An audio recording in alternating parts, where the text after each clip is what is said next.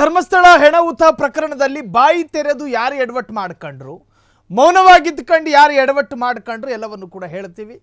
ಅತ್ತ ಮೊಹಾಂತಿ ನೇತೃತ್ವದಲ್ಲಿ SIT ಗಂಭೀರ ತನಿಖೆ ನಡೀತಾ ಇದೆ. ಇತ್ತ ಹೆಣಗಳ ಪರ ವಿರುದ್ಧ ಭೀಕರ ಬುಡಬುಡಿಕೆ, ಚೇಷ್ಟೆ ಮಾಡಿದ ಸೋಷಿಯಲ್ ಮೀಡಿಯಾ ಸ್ಟಾರ್ಸ್ಗೆ FIR ಕುಣಿಕೆ. ಅತ್ತ ಮೊಹಾಂತಿ ನೇತೃತ್ವದಲ್ಲಿ SIT ಗಂಭೀರವಾದ ತನಿಖೆ, ಇತ್ತ ಹೆಣಗಳ ಪರ ವಿರುದ್ಧ ಭೀಕರ ಬುಡಬುಡಿಕೆ. ಚೇಷ್ಟೆ ಮಾಡಿದ ಸೋಷಿಯಲ್ ಮೀಡಿಯಾ ಸ್ಟಾರ್ಸ್ಗೆ ಈಗ FIR ಕುಣಿಕೆ. ಸದನದಲ್ಲಿ seniors coke and bull story. DK ಬಿಜೆಪಿಗಳಿಗೆ ಡಿಚ್ಚಿ ಗುಡ್ದ ಕೊಟ್ಟು ಪರಮೇಶ್ವರ್ ಸವಾರಿ. ನಿಮಗೆ ಸಾಲುಗಳು ಕಥೆ ಹೇಳ್ತಾ ಇದೆ, ನಮ್ಮ ಸಾಲುಗಳು. ಇದು ಧರ್ಮಸ್ಥಳ ಹಾಲಾಹಲದ ಸ್ಫೋಟಕ ಕಥನ. ಅತ್ತ ಒಂದು ಕಡೆ SIT ಮೊಹಾಂತಿ ನೇತೃತ್ವದಲ್ಲಿ ಗಂಭೀರವಾದ ತನಿಖೆ ನಡೀತಾ ಇದೆ. ಇತ್ತ ನೀವು ನೋಡ್ತಾ ಇದ್ದೀರಲ್ಲ, ಹೆಣಗಳ ಪರ ವಿರುದ್ಧ ಭೀಕರ ಬುಡಬುಡಿಕೆ. ಸೋಷಿಯಲ್ ಮೀಡಿಯಾದಲ್ಲಿ ಒಂದಷ್ಟು ಜನ ವಿರೋಧ, ಸದನದಲ್ಲಿ ಒಂದಷ್ಟು ಜನ ಬೊಬ್ಬೆ ಹೊಡ್ಕೊಳ್ಳೋದು, ಚೇಷ್ಟೆ ಮಾಡಿದ ಸೋಷಿಯಲ್ ಮೀಡಿಯಾ ಸ್ಟಾರ್ಸ್ಗಳಿಗೆ FIR ಕುಣಿಕೆ. ನೀವು ಗಮನಿಸಿರ್ತೀರಿ, ಪಾಂಗಳದಲ್ಲಿ ಯೂಟ್ಯೂಬರ್ಸ್ಗಳು ಗಲಾಟೆ ಮಾಡ್ಕೊಂಡು ಈಗ FIR ಅನ್ನ ಮೈಗೆಳಕೊಂಡಿದ್ದಾರೆ. DK ಬಿಜೆಪಿಗಳಿಗೆ ಡಿಚ್ಚಿ ಗುಡ್ದ ಕೊಟ್ಟು ಪರಮೇಶ್ವರ್ ಸವಾರಿ. ನಿಮಗೇನೇನು ನೀವು ಪಾಠ ಕಲಿಬೇಕು ಅನ್ನೋದನ್ನು ಸ್ಪಷ್ಟವಾಗಿ ಸದನದಲ್ಲಿ ಪರಮೇಶ್ವರ್ ಅವರು ಹೇಳಿ ಎಲ್ರಿಗೂ ಪಂಚಿಕೊಟ್ಟಿದ್ದಾರೆ. ಒಂದು ಕಡೆ ಮೊಹಾಂತಿ ನೇತೃತ್ವದಲ್ಲಿ SIT ತನಿಖೆ ನಡೀತಿರಬೇಕಾದ್ರೆ ಸದನದಲ್ಲೊಂದಷ್ಟು ಜನ ಕೋಲಾಹಲಕ್ಕೆ ಕಾರಣ ಆಗೋ ಥರ ಮಾತುಕತೆಯನ್ನು ಮಾತನಾಡೋದು, ಮತ್ತೊಂದಷ್ಟು ಯೂಟ್ಯೂಬರ್ಸ್ಗಳು ಪಾಂಗಳದಲ್ಲಿ ಸಂಘರ್ಷ ಮಾಡಿಕೊಂಡು ಕಾನೂನು ಕಂಟಕವನ್ನು ಮೈಗೆಳಕೊಂಡು ತನಿಖೆ ಆಗ್ತಾ ಇದೆಯಲ್ಲ, ತನಿಖೆ ಪರಿಪೂರ್ಣವಲ್ಲದೇ ಇದ್ದರೂ ತೀರ್ಪು ಹೇಳೋದಕ್ಕೆ ಅನೇಕ ಜನರು, ತನಿಖೆ ಪರಿಪೂರ್ಣವಲ್ಲ, ತನಿಖೆ ಇನ್ನೂ ಕೂಡ ಪ್ರಾಸೆಸ್ನಲ್ಲಿದೆ, ಪ್ರಗತಿಯಲ್ಲಿದೆ ತನಿಖೆ, ಅದಕ್ಕೆ ಮುಂಚಿತವಾಗಿಯೇ ತೀರ್ಪುಗಳನ್ನು ಕೊಡೋದು, ಅದು ಹಂಗಂತೆ ಇದು ಹಿಂಗಂತೆ. ಸೋಷಿಯಲ್ ಮೀಡಿಯಾದಲ್ಲಿ ಯಾವುದೋ ವರ್ಷ ಯಾವುದೇ ವ್ಯಕ್ತಿ ಮಾತನಾಡಿದ ಒಂದು ವಿಡಿಯೋ ಬಂದ ಮಾತ್ರಕ್ಕೆ ಅದನ್ನು ಗಂಭೀರವಾಗಿ ಪರಿಗಣಿಸ್ಕೊಂಡು ಏನು ಕರ್ನಾಟಕ ಬೆಂಕಿಯಲ್ಲಿ ಧಗಧಗಿಸ್ತಾ ಇದೆ ಅನ್ನೋ ರೇಂಜ್ಗೆ ಸದನದಲ್ಲಿ ಕೂತ್ಕೊಂಡು ಚರ್ಚೆ ಮಾಡೋದು. ಒಂದು ಸದನದ ಒಂದು ನಿಮಿಷ ಇದೆಯಲ್ಲ, ಅದು ಸಾರ್ವಜನಿಕರ ಮಹತ್ವದ ಸಮಯ, ಅದು ಸಾರ್ವಜನಿಕರಿಗಾಗಿ ವ್ಯಯಿಸಬೇಕಾದಂತಹ ಸಮಯ. ಇರೋಬರೇ ಬುಲ್ಡೆ ಕಥೆಗಳನ್ನೆಲ್ಲ ಬಿಡ್ತಾ ಇದ್ದೀರಿ ನೀವು. ಅವನು ಹಿಂಗೆ ಮಾತಾಡ್ದ, ಇವನು ಹಿಂಗೆ ಮಾತನಾಡ್ದ. SIT ಮೊಹಾಂತಿಗೆ ಇಲ್ಲದ ಅಭಿಪ್ರಾಯಗಳು ನಿಮ್ಗಳಿಗೆ ಯಾಕೆ ಅಂತ. ಸೊ ಅದನ್ನೇ ನಾವು ನಮ್ಮ ಸಾಲುಗಳಲ್ಲಿ ನಾವು ಅದನ್ನು ಉಲ್ಲೇಖ ಮಾಡಿದ ಹೆಂಗೆ ಅಂತ ಹೇಳಿದ್ರೆ, ಇತ್ತ ಹೆಣಗಳ ಪರ ವಿರುದ್ಧ ಭೀಕರ ಬುಡಬುಡಿಕೆ, ಚೇಷ್ಟೆ ಮಾಡಿದ ಸೋಷಿಯಲ್ ಮೀಡಿಯಾ ಸ್ಟಾರ್ಸ್ಗೆ FIR ಕುಣಿಕೆ. ನೀವು ಗಮನಿಸಿರ್ತೀರಿ, ಧರ್ಮಸ್ಥಳದಲ್ಲಿ ಯೂಟ್ಯೂಬರ್ಸ್ಗಳ ಮೇಲೆ ದಾಳಿ ಮಾಡಿಕೊಂಡು ಅಥವಾ ಯೂಟ್ಯೂಬ್ ವಿಡಿಯೋಗಳ ಮುಖಾಂತರವಾಗಿ ಯಾರ್ಯಾರು ಬೇರೆ ಬೇರೆ ತರಹದಲ್ಲಿ ಸಂಘರ್ಷಕ್ಕೆ ಕಾರಣರಾಗಿದ್ದೀರೋ ನಿಮ್ಗಳ ವಿರುದ್ಧ FIR ಕೂಡ ಆಗಿದೆ. ಬಿಡಿಸಿ ಹೇಳಬೇಕು ಅಂತೇನೇ ಇಲ್ಲ. ಸದನದಲ್ಲಿ ಸೀರಿಯರ್ಸ್ ಕೋಕ್ ಅಂಡ್ ಬುಲ್, ಕೋಕ್ ಗೊತ್ತಲ್ಲ ನಿಮಗೆ, ಅದರ ಸ್ಟೋರಿ ಥರ ಆಗ್ತಾ ಇದೆ ಅಂತ. DK ಬಿಜೆಪಿಗಳಿಗೆ ಡಿಚ್ಚಿ ಗುಡ್ದ ಕೊಟ್ಟು ಪರಮೇಶ್ವರ್ ಸವಾರಿ. ವಿರೋಧ ಪಕ್ಷದ ನಾಯಕರನ್ನು ಬಾಯಿ ಮುಚ್ಚಿಸಿದ್ರು. ಇತ್ತ ರೂಲಿಂಗ್ ಪಾರ್ಟಿ ತನ್ನದೇ ಪಕ್ಷದ ಸಚಿವರ ಬಾಯಿಗೂ ಕೂಡ ಅವರು ಬೀಗ ಹಾಕಿಬಿಟ್ರು. DK ಶಿವಕುಮಾರ್ ಏನೇನೋ ಹೇಳಿಕೆಯನ್ನು ಕೊಟ್ಟಿದ್ರು, ಅಶೋಕ್ ಅದನ್ನು ಇನ್ನೇನೋ ಒಂದು ಹಾದಿಗೆ ತಿರುಗಿಸ್ತಾ ಇದ್ರು. DK ಹೇಳಿಕೆಯನ್ನು ಸಾಲವಾಗಿ ಪಡ್ಕೊಂಡು ವಿರೋಧ ಪಕ್ಷದ ನಾಯಕರು ಬೇರೆ ಬೇರೆ ತರಹದಲ್ಲಿ ವ್ಯಾಖ್ಯಾನಿಸ್ತಾ ಇದ್ರು. ಇಬ್ಬರ ಬಾಯಿಗೂ ಕೂಡ ಗಟ್ಟಿ ಕ್ವಾಲಿಟಿಯ ಬೀಗ ಹಾಕಿಬಿಟ್ರು ಪರಮೇಶ್ವರ್. ಇದು ಧರ್ಮಸ್ಥಳ ಹಾಲಾಹಲದ ಸ್ಫೋಟಕ ಕಥನ. ನಿಮ್ಮ ಫ್ರೀಡಮ್ ಟಿವಿಯಲ್ಲಿ ಬಿಗ್ ಬ್ಲಾಸ್ಟಿಂಗ್ ಸ್ಟೋರಿ ಇದು. ಹಾಗಾದರೆ ಈ ಒಂದು ವಿಚಾರದ ಮುಂದಿನ ಅಪ್ಡೇಟ್ಸ್ಗಳು ಫ್ರೀಡಮ್ ಟಿವಿಯ ಸ್ಕ್ರೀನ್ ಮೇಲೆ ನೀವೀಗ ಗಮನಿಸಲಿದ್ದೀರಿ. ಹಾಗಾದರೆ ಈ ಒಂದು ಈ ಕಥನದ ಮುಂದುವರಿದ ಭಾಗ, ಸಾಲುಗಳಲ್ಲೇ ಕತೆ ಹೇಳುವಂತಹ ಸಾಲುಗಳು. ಸೈಲೆಂಟ್ ಆಗಿ SIT ತನಿಖೆ, ವೈಲೆಂಟ್ ಆಗಿ ಪರವಿರೋಧಿಗಳ ಚಡಪಡಿಕೆ. ತನಿಖೆ ಆಗೋವರೆಗೂ ಸುಮ್ಮನಿರೋ ಅಂದಿತ್ತು SIT, ತೆಪ್ಪು ಕೂತ್ಕೊಳ್ಳಿ ಅಂದಿತ್ತು SIT, ಆದರೂ ಕೇಳಲಿಲ್ಲ. ಈಗ FIR ಕುಣಿಕೆ. ಬಾಯಿ ಮುಚ್ಕೊಂಡಿರೋದಕ್ಕೆ ಆಗ್ತಾ ಇರಲಿಲ್ಲ ಅವರಿಗೆ. ನಂದೆಲ್ಲಿಡ್ಲಿ ಅಂತ FIR ಹೆಟ್ಟಿಸಿಕೊಂಡ 10 ಮಂದಿ. ಧರ್ಮಸ್ಥಳದ ಪರ ನಿಂತ ಗಿಳಿಯಾರ ಮತ್ತು ಭಕ್ತ ಬಳಗಕ್ಕೆ FIR ಶಾಕ್. ಮಿಂಚಿನ ವೇಗದಲ್ಲಿ FIR ತಪ್ಪಿಸಿಕೊಂಡ ಕಿರಿಕ್ ಕೀರ್ತಿ. ಇತ್ತ ತಿಮರೋಡಿ, ಮಟ್ಟಣ್ಣ, MD ಸಮೀರ್, ಜಯಂತ್ ಮೇಲೂ FIR. ಈಗ ಕೋರ್ಟಿಗೆ ಅಲಿಯಲೇಬೇಕು ಧರ್ಮಸ್ಥಳ ಪರ ವಿರೋಧಿ ಫೈಟರ್ಸ್ಗಳು. SIT ತನಿಖೆ ನಡೆಯುತ್ತಿರುವಾಗಲೇ ಬೇಕಿತ್ತ ಬೀದಿ ಕಾಳಗ. ಸೈಲೆಂಟ್ ಆಗಿ SIT ತನಿಖೆ ಆಗ್ತಾ ಇದೆ. ಅದನ್ನು ಗಮನಿಸಿಕೊಂಡು ತನಿಖೆ ಪೂರ್ಣಗೊಂಡ ನಂತರ ಅದರ ಮುಖ್ಯಸ್ಥ ಏನು ಹೇಳ್ತಾರೋ ಆ ವರದಿ ಆಧರಿಸಿಕೊಂಡು ಮಾತನಾಡಬೇಕಾಗಿತ್ತು. ಇತ್ತ ವೈಲೆಂಟ್ ಆಗಿ ನಡೆದು ಹೋಯಿತು ಪರ ವಿರೋಧಿಗಳ ಚಡಪಡಿಕೆ. ತನಿಖೆ ಆಗೋವರೆಗೂ ಸುಮ್ಮನಿರೋ ಅಂದಿತ್ತು SIT. ಆದರೆ ಕೇಳಿಸಿಕೊಳ್ಳೋದಕ್ಕೆ ಯಾರೂ ತಯಾರಿಲ್ಲ. ಅವರ ಸ್ಟೈಲ್ನಲ್ಲೇ ಜಡ್ಜ್ಮೆಂಟು, ತೀರ್ಪು. SITಯ ತನಿಖೆಯಲ್ಲಿ ಹಿಂಗಾಯ್ತಂತೆ, ಮೊಹಾಂತಿ ಅವರು ಸರಿ ಇಲ್ವಂತೆ,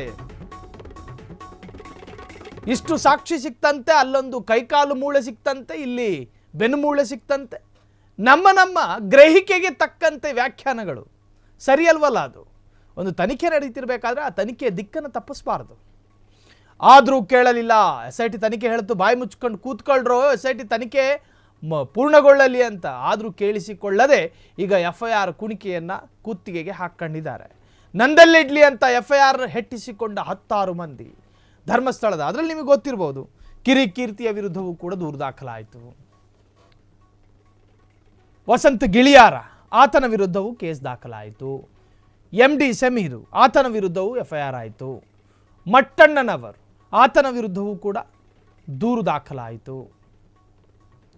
ತಿಮರೋಡಿ ಆತನ ವಿರುದ್ಧವೂ ಕೂಡ ದೂರು ದಾಖಲಾಯಿತು. ಅದರರ್ಥ ಈ ವಿಚಾರದಲ್ಲಿ ಯಾರ್ಯಾರು ಮಾತನಾಡಿದ್ರು ಅವರ ವಿರುದ್ಧವೆಲ್ಲವೂ ಕೂಡ FIR. ಧರ್ಮಸ್ಥಳದ ಪರ ನಿಂತ ಗಿಳಿಯಾರ ಮತ್ತು ಭಕ್ತ ಬಳಗಕ್ಕೆ FIR ಶಾಕ್. ಮಿಂಚಿನ ವೇಗದಲ್ಲಿ FIR ತಪ್ಪಿಸಿಕೊಂಡ ಕಿರಿಕೀರ್ತಿ.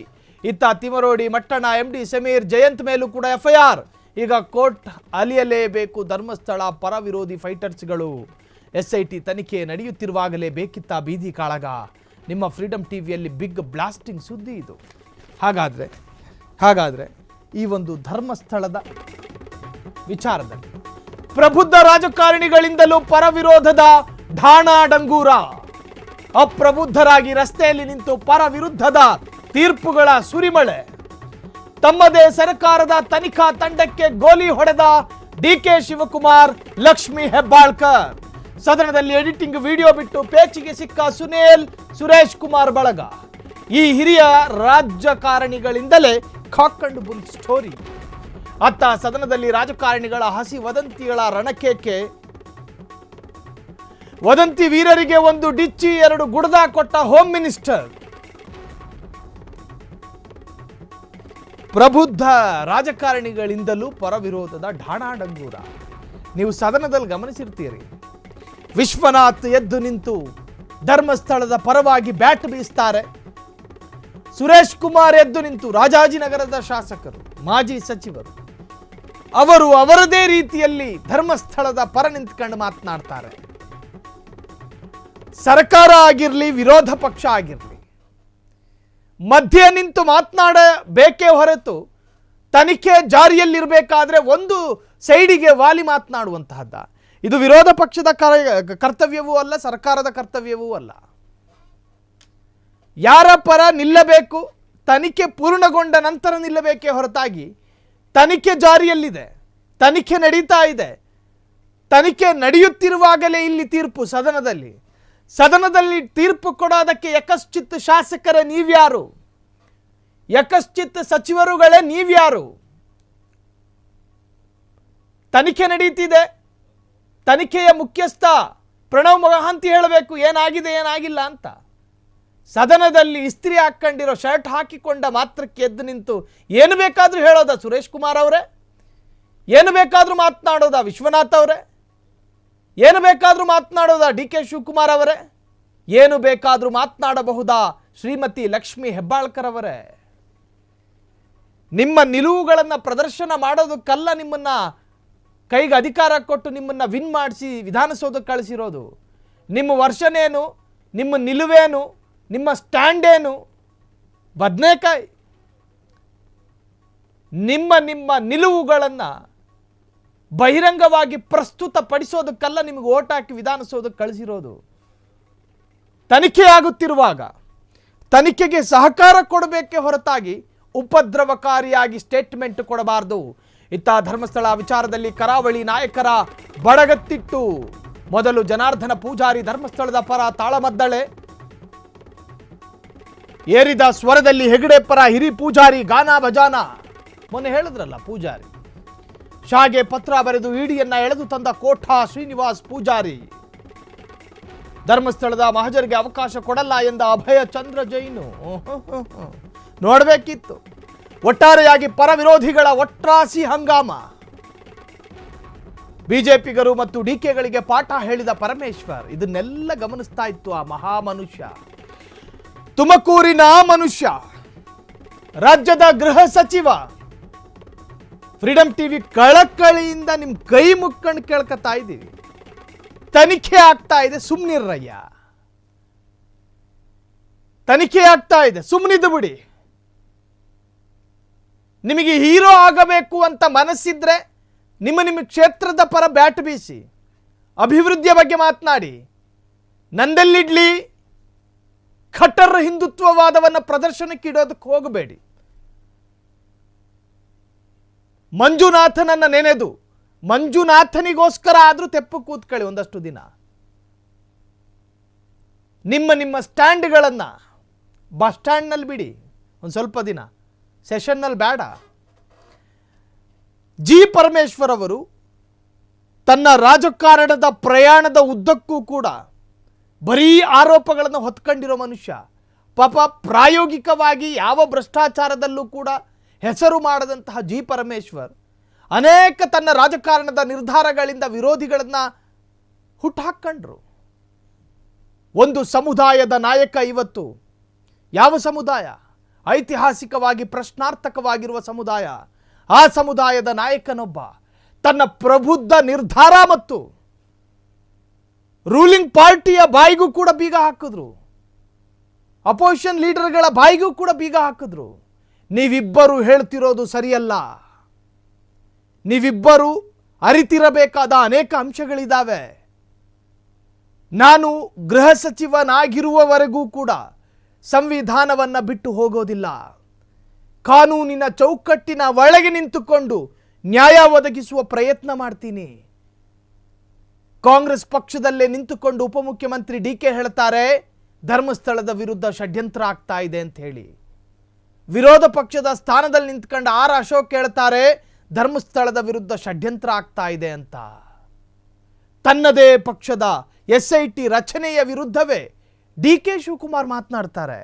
ನೇರವಾಗಿ ಮಾತನಾಡದೇ ಇರಬಹುದು, ಆದರೆ ಅವರ ನಿಲುವುಗಳು ತನ್ನ ಪಕ್ಷದ ತೀರ್ಮಾನನೇ ನೆಟ್ಟಿಗಿಲ್ಲ ಅಂತ ಹೇಳ್ತಾ ಇದೆ. ಅಂತಹ ಸೂಕ್ಷ್ಮ ಸಂದರ್ಭದಲ್ಲೂ ಕೂಡ ಎರಡು ವ್ಯಕ್ತಿಗಳನ್ನು ಬ್ಯಾಲೆನ್ಸಿಂಗ್ ಆಗಿ ತೆಗೆದುಕೊಂಡು ಹೋದ ಜಿ ಪರಮೇಶ್ವರ್ ಹೆಂಗೆ ನಿಭಾಯಿಸಿದ್ರು ಅವರು. ತನ್ನ SIT ತನಿಖಾ ತಂಡವನ್ನು ಶ್ಲಾಘನೆ ಮಾಡಿದ್ರು.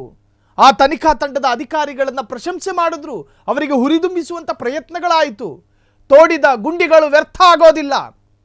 ತೋಡಿದ ಗುಂಡಿಗಳು ಆ ಸಮಯ ವ್ಯರ್ಥ ಅಲ್ಲ. ನಾಳೆ ದಿನ ನ್ಯಾಯ ಸಿಕ್ಕೇ ಸಿಗುತ್ತೆ.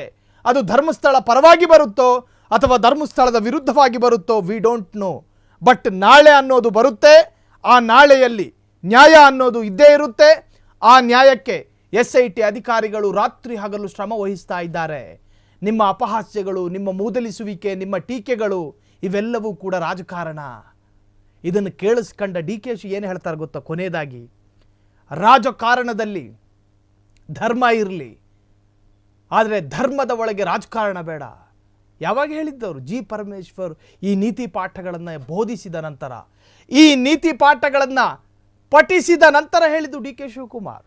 ಒಟ್ಟಾರೆ ಕಟ್ಟ ಕಡೆಯದಾಗಿ ಈ ಸ್ಟೋರಿಯಲ್ಲಿ ಅಪ್ರಬುದ್ಧರಾಗಿ ರಸ್ತೆಯಲ್ಲಿ ನಿಂತು ಪರವಿರುದ್ಧದ ತೀರ್ಪುಗಳ ಸುರಿಮಳೆ ಆದರೆ ತಮ್ಮದೇ ಸರ್ಕಾರದ ತನಿಖಾ ತಂಡಕ್ಕೆ ಗೋಲಿ ಹೊಡೆದ DK ಮತ್ತು ಲಕ್ಷ್ಮೀ ಹೆಬ್ಬಾಳ್ಕರ್. ಸದನದಲ್ಲಿ ಎಡಿಟಿಂಗ್ ವಿಡಿಯೋ ಬಿಟ್ಟು ಪೇಚಿಗೆ ಸಿಕ್ಕ ಸುನೀಲ್ ಜೊತೆಗೆ ಸುರೇಶ್ ಕುಮಾರ್ ಬಳಗ, ಈ ಹಿರಿಯ ರಾಜಕಾರಣಿಗಳಿಂದಲೇ cock and Boole story.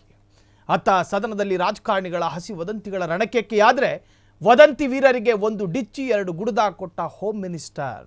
So ಇದೆಲ್ಲ ಕಡೆಯದಾಗಿ ಜಿ ಪರಮೇಶ್ವರ್ ಅವರ ನೀತಿ ಪಾಠದೊಂದಿಗೆ ಇಡೀ ಸದನದಲ್ಲಿರ್ತಕ್ಕಂತಹ ಶಾಸಕರಿಗೆ ಒಂದು ಪಾಠ ಆಗಿರಬಹುದು ಅನ್ನೋ ಇರಾದೆ.